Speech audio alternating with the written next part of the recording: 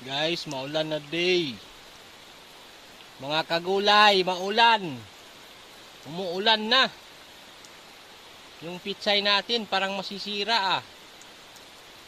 At saka yung pipino natin. Ang hirap naman ito.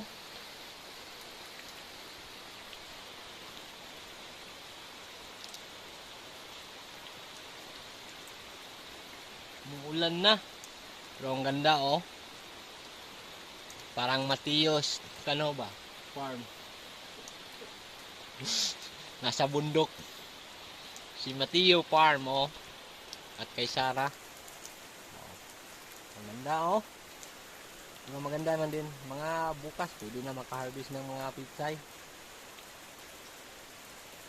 Oh. Hala na. Try and try.